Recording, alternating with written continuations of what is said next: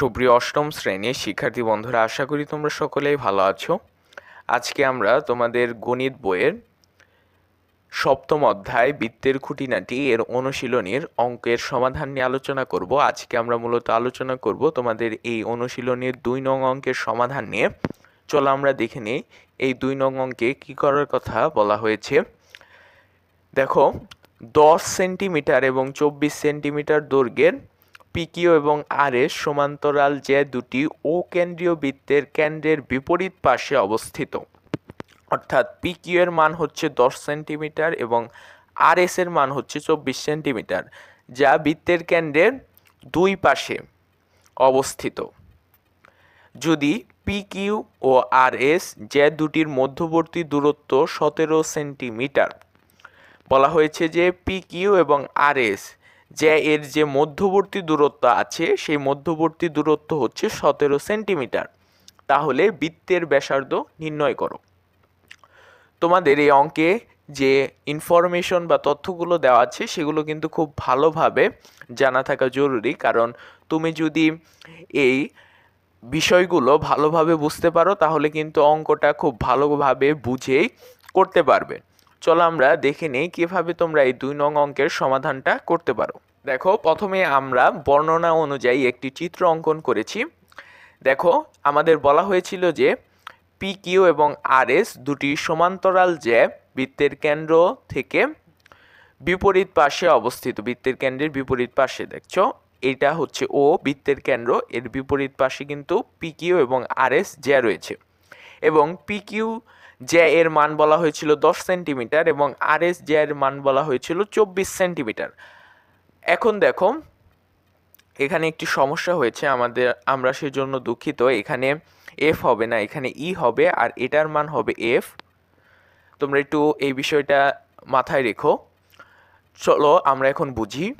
আমাদের বলা হয়েছিল যে এই যে দুটির মধ্যবর্তী দূরত্ব হচ্ছে 17 সেন্টিমিটার, মানে এই ই এফ এর মধ্যবর্তী দূরত্ব হচ্ছে 17 সেন্টিমিটার। আমরা যেহেতু এই ও এফকে এখানে আমরা এফ বলছি কারণ এখানে এফ হবে, আমরা একটু ভুল করেছি সেজন্য খুবই দুঃখিত।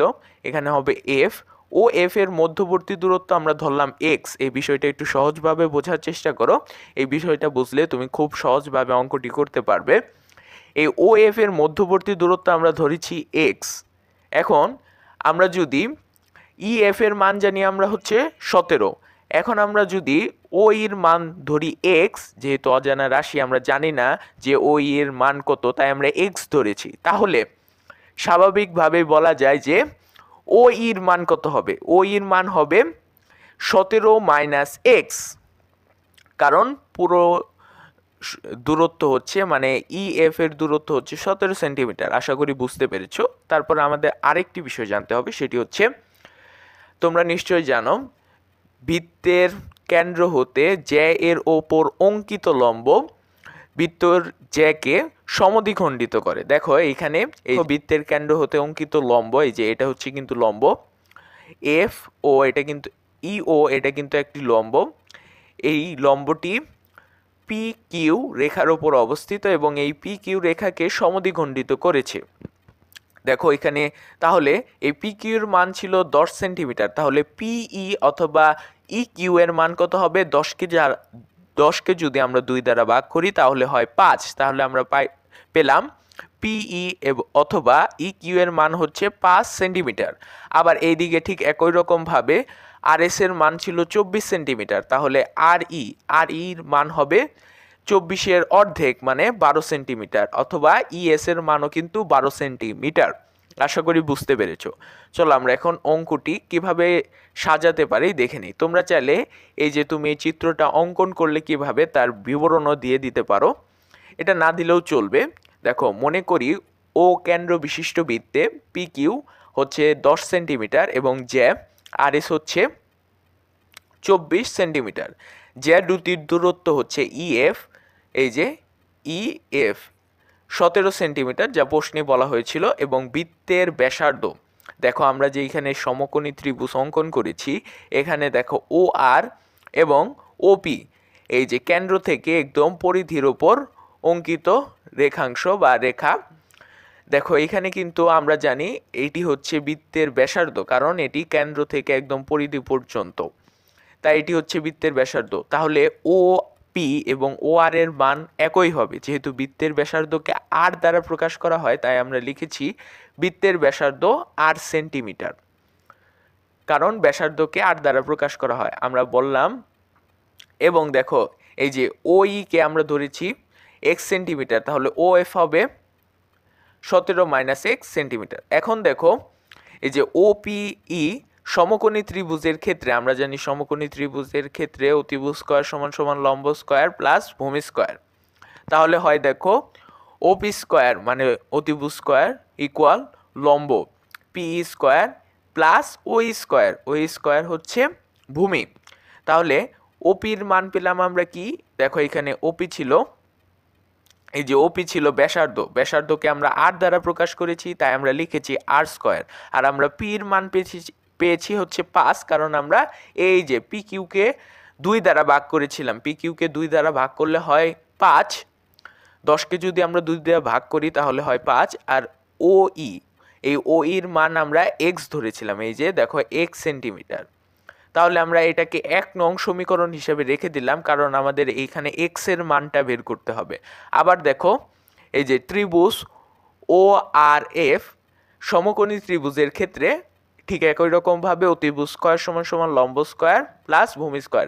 আমরা বলেছিলাম যে এই যে ও ও আর এফ এই সমকোণী ত্রিভুজের ক্ষেত্রে দেখো এই ও আর কিন্তু ব্যাসার্ধ, কারণ এটি কেন্দ্র থেকে একদম পরিধি পর্যন্ত গিয়েছে, তাই আমরা লিখতে পারি যে ব্যাসার্ধকে আমরা কি দ্বারা প্রকাশ করেছি, আর দ্বারা প্রকাশ করেছি, তাই আমরা লিখতে পারি আর স্কয়ার ইকুয়াল, এই যে দেখো আমরা ও এফ এর মান ধরেছিলাম যে 17 মাইনাস এক্স, ঠিক আমরা মান বসিয়েছি বর্গ করেছি, তারপরে আর ইর মান আমরা কি পেলাম, দেখো আমরা আর ইর মান পেয়েছি এই যে যেহেতু আর এস 24 সেন্টিমিটার ছিল, আর এসকে যদি আমরা 2 দ্বারা ভাগ করি অর্থাৎ 24কে যদি 2 দ্বারা ভাগ করি তাহলে হয় 12, এই যে আমরা 12 বসিয়েছি, 12কে বর্গ করেছি সূত্রের কারণে। এখন দেখো আমরা মানে আর এর মান পেয়েছিলাম আর স্কয়ার ইকুয়াল পেয়েছিলাম যে 5 স্কয়ার প্লাস এক্স স্কয়ার, অর্থাৎ 5 স্কয়ার প্লাস এক্স স্কয়ার। এখানে দেখো আমরা 1 নং সমীকরণের যে তথ্য পেয়েছিলাম আর স্কয়ার এইটা বসিয়েছি, তাহলে হয় 5 square plus x square equal দেখো 17 মাইনাস এক্স হোল স্কয়ার। তাহলে এটাকে আমরা সূত্রে ফালাতে পারি এ মাইনাস বি হোল স্কয়ারের সূত্র, a square minus 2ab plus b square.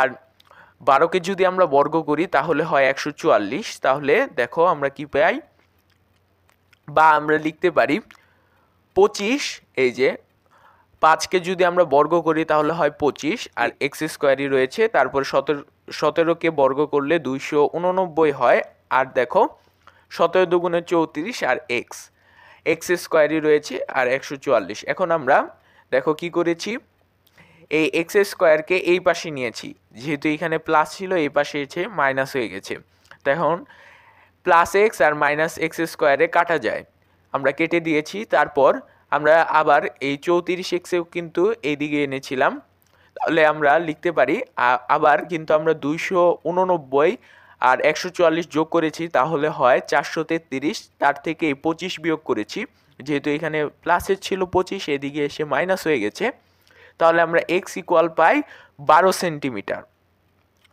দেখো এক্স এর মান 1 নং সমীকরণে বসিয়ে পাই, দেখো আমাদের 1 নং সমীকরণ হচ্ছে আর square equal 5 square plus x square. এখানে আমরা এক্স এর মান কি পেলাম, এক্স এর মান পেয়েছি আমরা 12, তাহলে আমরা আর স্কয়ার 1 নং সমীকরণে দেখো এই যে এক্স এর মান বসিয়েছি, তাহলে হয় আর স্কয়ার ইকুয়াল 5কে বর্গ করলে হয় 25 এবং 12কে বর্গ করলে হয় 144।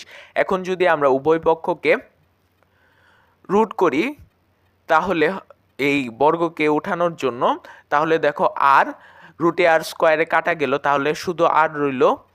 আর এইখানে দেখো 169কে যদি আমরা বর্গ করি তাহলে হয় 13, তাহলে আমরা আর এর মান পেয়ে গেলাম 13, এবং এটি হচ্ছে বৃত্তের ব্যাসার্ধ। আজকের ভিডিওটা এই পর্যন্তই ছিল। যদি এরকম আরও অসংখ্য নিয়মিত ভিডিও পেতে চাও তাহলে আমাদের চ্যানেলটিকে অবশ্যই সাবস্ক্রাইব করে রাখো। আল্লাহ হাফেজ।